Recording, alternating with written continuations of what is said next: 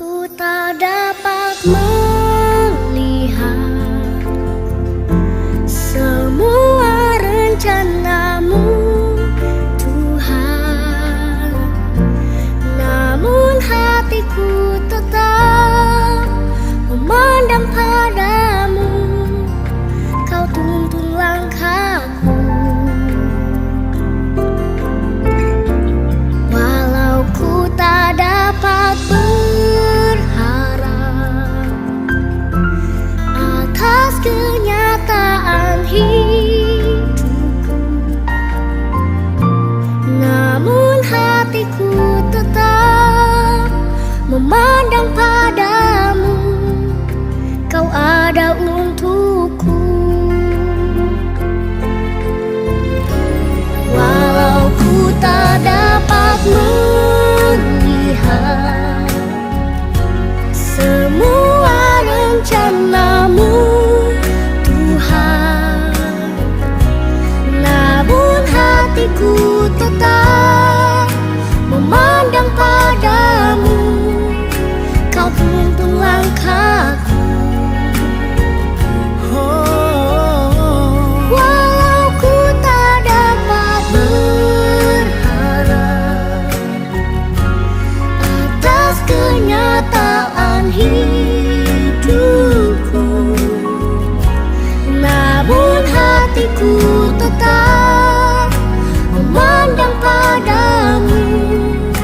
Kau ada untukku. Selamat pagi saudaraku, marilah kita berdoa. Bapa di surga, terima kasih Kau memberi kesempatan kepada kami untuk memasuki hari ini. Sebelum kami melakukan aktivitas kegiatan kami terlebih dahulu rindu untuk mendengarkan sebagian dari firman-Mu. Bapa di surga, kuduskan kami supaya kami layak untuk berkata-kata dan untuk mendengarkan firman-Mu. Dalam nama Yesus kami berdoa dan mengucap syukur. Amin. Saudaraku yang dikasihi Tuhan Yesus Kristus, kita akan membaca firman Tuhan yang terambil dari Kolose pasal 1 ayat 9. Saya bacakan demikian firman-Nya. Sebab itu sejak waktu kami mendengarkannya, kami tiada berhenti-henti berdoa untuk kamu. Kami meminta supaya kamu menerima segala hikmat dan pengertian yang benar untuk mengetahui kehendak Tuhan dengan sempurna.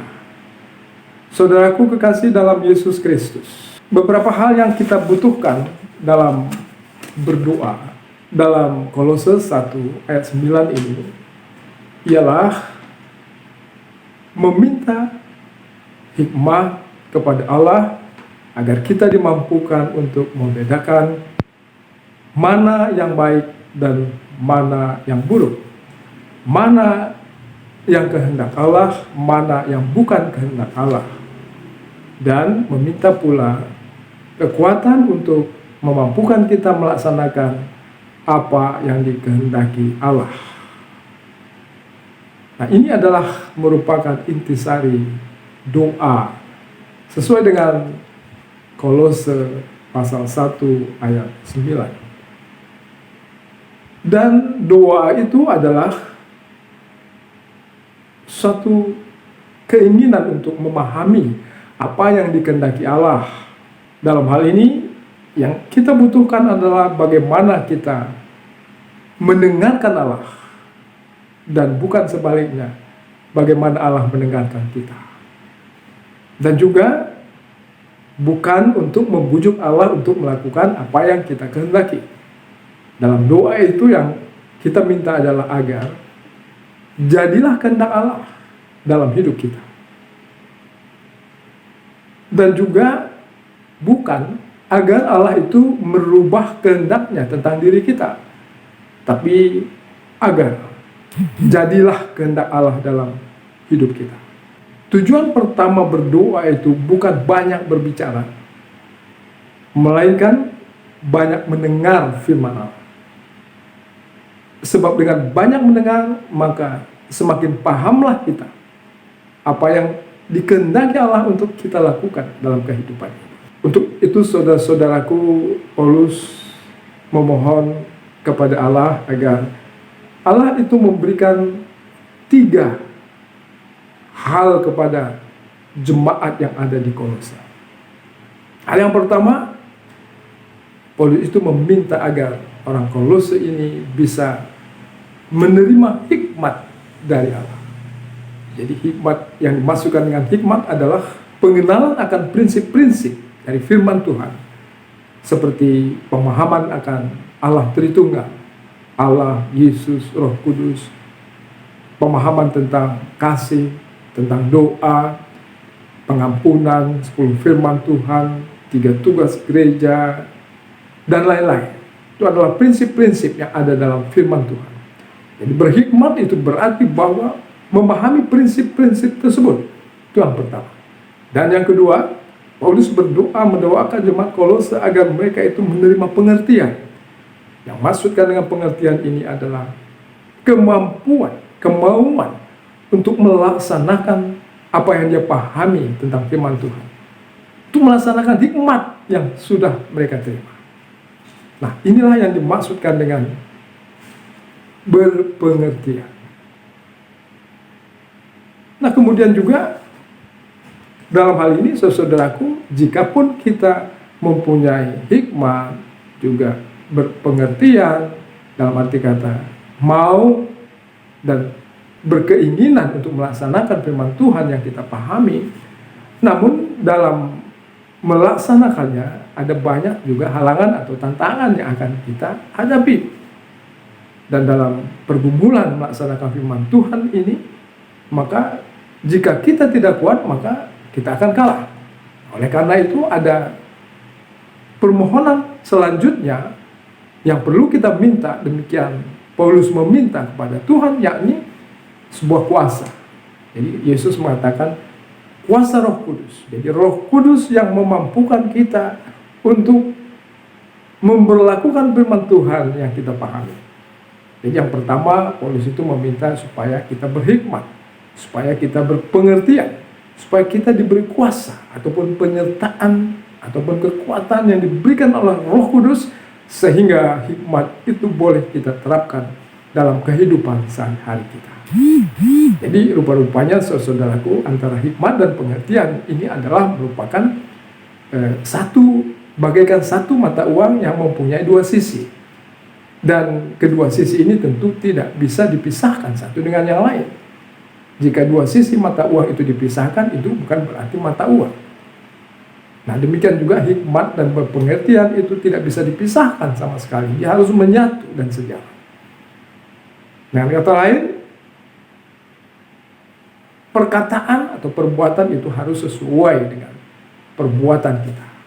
Perkataan harus sesuai dengan perbuatan kita. Nah, untuk itu diperlukan kuasa yang memampukan kita untuk konsisten melaksanakan apa yang kita pahami tentang firman Tuhan. Nah, itulah doa. Saudara kekasih dalam Yesus Kristus, kiranya pada pagi hari ini juga kita disemangati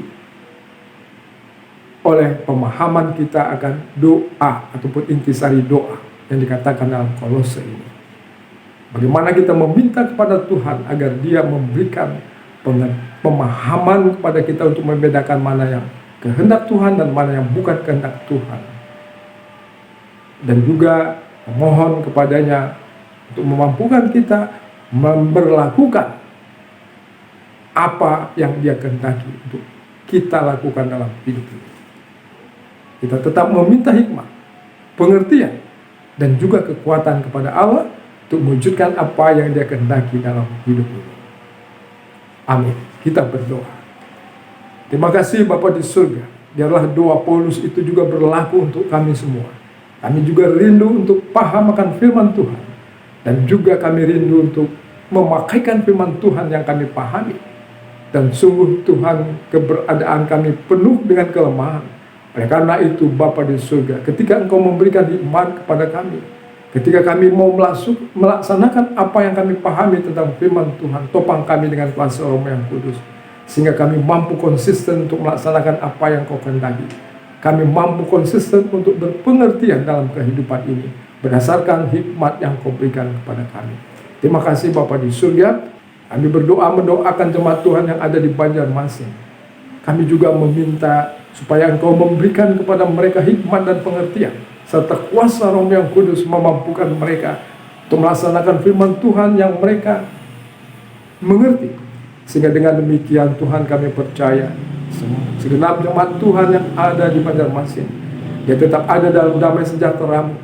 Penyertaan-Mu akan senantiasa menyertai kehidupan mereka, sehingga mereka dimampukan untuk menjadi garam dan terang.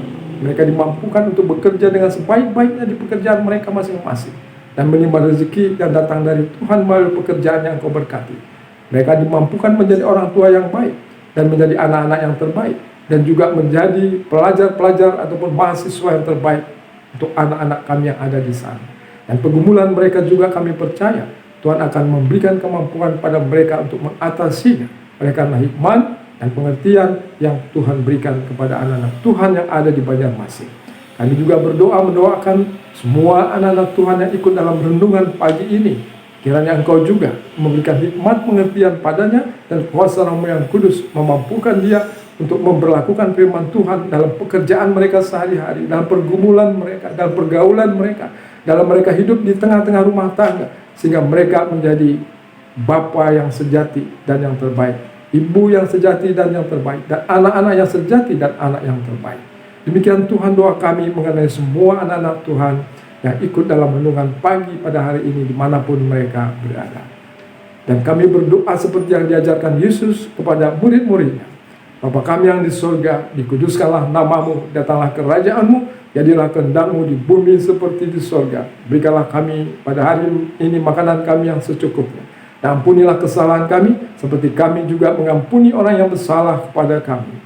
Dan janganlah membawa kami ke dalam pencobaan, tapi lepaskan kami daripada yang jahat. Karena Engkaulah yang punya kerajaan dan kuasa dan kemuliaan sampai selama-lamanya. Amin.